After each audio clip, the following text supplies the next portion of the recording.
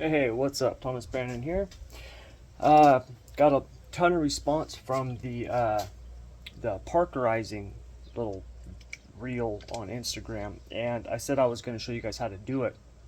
I'm going to do that in this video.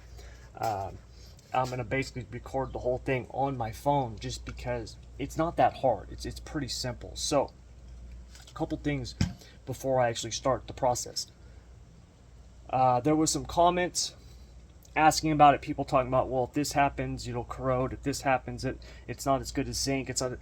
Understand, when I talk about doing this, this is not to replace zinc plating. Okay, in terms of like, this is better than zinc. So if you go out and buy a new bike, don't strip the zinc plating off your axles and parkerize them. Zinc plating is better because it's a complete seal. It's like a complete coating of it. What this does is, think of this as like a ghetto Kashima coat, okay? And what I mean by that is this Kashima coating is a type 3 hard anodize with molybdenum lubrication infused in the porosity of the anodizing, okay? It's incredibly tough, hard lubrication, right? Really good coefficient of friction. Parkerizing is done with steel, and when you put it into the manganese phosphate, it basically does this process on the outside and it turns it black, and then you coat it with oil and it absorbs the oil because of the porosity of it. So what it does is it helps to maintain the bolt, link, whatever it is, and keeps it from corroding. Also, like I said in the previous video, it looks cool. Now, just like anything else, if it gets scratched, it can still corrode, okay? So like, it's not like it's a perfect system. For me, it's done in, instead of spending all that money on zinc plating. I am the type of person, every time I ride my bike, when I clean it, I WD-40 a lot of the links and the joints and all that stuff like that. Like, I'm constantly lubricating stuff. I'm very, very strict on hours and framing and all that stuff like that. Like, I'm really strict on maintaining my bike, largely because the bike is 26 years old, okay? So when I go hit the track, I need to know that it's going to be good. So I'm constantly checking that stuff. The reason I like to do it on axles, linkage bolts, swing arm pivot, things like that, is because we put grease on those. And so this is going to help maintain that. And then, like I said, after I'm done washing, I always WD-40 or lube the outside bolt heads and stuff like that to make sure that they're protected. So just wanted to kind of clear up a couple of things, because I don't want people thinking like I'm talking about this being as like the end all be all, and hey, go strip the plating off your new zinced axles and parkerize them, because that's not the case. This is really handy in terms of older hardware you can't replace, or it would cost a lot of money to have zinc plated. A zinc plating kit's a few $100s. This stuff that you need right here to do it, you can get it on Duracoat's website. I think this bottle costs $20. You need this. You need some stainless steel containers, like some pots or little trays. I use like baking trays. This right here is one of them. Distilled water and like a heating element. You can do this. I bought a electric stove top thing like for $15.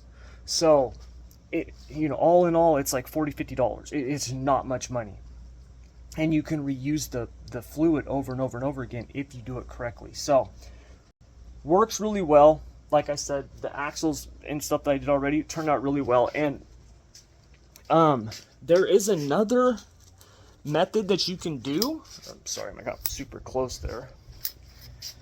This right here, this is the front axle out of my 2000 YZ125. So my bike is a resto mod. I did a conversion on the front and rear end. So I did a swap with the 2010 YZ250F. So I have the front end and the rear end of a 2010 YZ250F on my 2000 YZ125.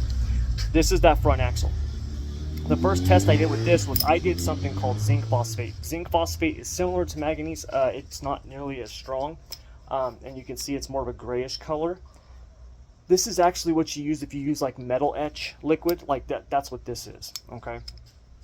And you can see here though, I did this a couple months ago. It's been sitting in the garage where the washer and dryer are.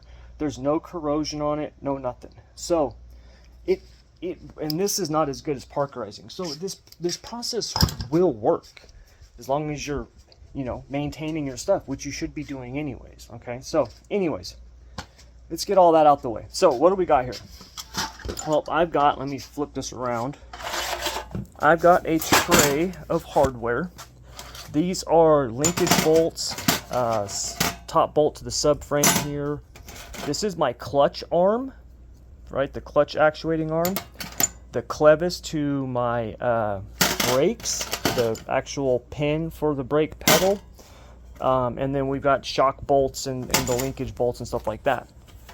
Okay, all of this is steel. I'm going to parkerize all of this. Step one, this has to be degreased. Okay, the way that we degrease it is you get some warm water, Dawn dish soap, and start scrubbing. So I'm going to do that. I'm not going to actually show you, I'm not going to record me washing parts because I'm sure we all know how to do that. Okay, so we got everything cleaned and degreased. Next thing is the blast cabinet, okay? And I'm gonna be putting it in the sandblast cabinet and sandblasting it. Now, I'm not throwing everything into the sandblast cabinet. For example, I'm not gonna sandblast this, okay? Or this, all right? Because I don't want to lose those things in my sandblast cabinet. Not to mention, there's some of these things are so small, it might destroy it. So these types of things, right, like this, even the nut on the outside, these washers, you can just hit those with Scotch-Brite. You can just get yourself a maroon Scotch-Brite pad, green or gray. I think the maroon one's the rougher of those, but and you can just hit them with that. One of the companies that does this stuff, there's Duracoat, and the other one that I know of is called Brownells, I think. They do a video and it shows the guy using Scotch-Brite. He's like, this will work. So the main thing is you just need to get it a little roughed up so it has a bite. You could also they have a prep stuff, which is essentially like just metal etching liquid that you throw it in, and that'll etch it, and then you just pull it out, rinse it off, and then you throw it into the solution. So you can do that as well, okay? And once again, that stuff's not very expensive, okay? So anyways, I'm going to blast this stuff, get this stuff ready to go, and then I'll see you back for the next step. Okay, so we've got all of this prepped. As you can see here, the bolts and stuff have been blasted. I am going to wipe them down with acetone one last time before they will get rinsed off in this tray. This tray will have distilled water in it, so I'll rinse them off. I'll dry them off. Well, actually, I won't even dry them off. I'll rinse them off, and then I'll put them into here when this is at 180 degrees.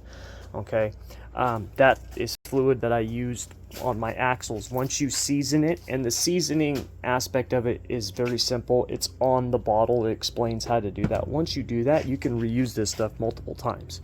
Okay, so while that's heating up, I need to get this stuff wired up, because when you put this in, you don't want it to be touching the ground or the sides or anything like that. So I got to get this stuff wired up and then dip it in here. It'll be in there for like 5 to 15 minutes. Here's the thing. That stuff is no joke.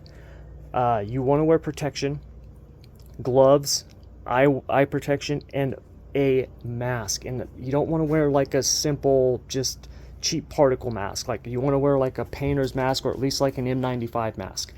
So I will, kind of show you this once I've got it going, but right now I got to get this stuff set up, and then I will come back and talk to you in the next step. And forgive me because I'll probably have my mask on. I don't know how good it'll sound, but I'll see you at the next step. Okay, so I've got the first batch of parts in there. I wanted to record this before I put on my mask. You can see they're going. They'll be in there about 10 minutes. You want to make sure that you are,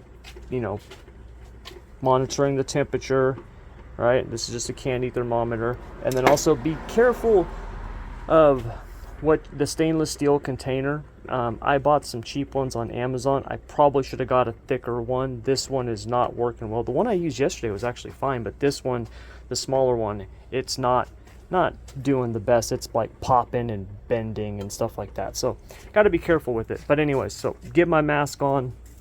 I'm going to finish this stuff up, and then we'll look at the finished product.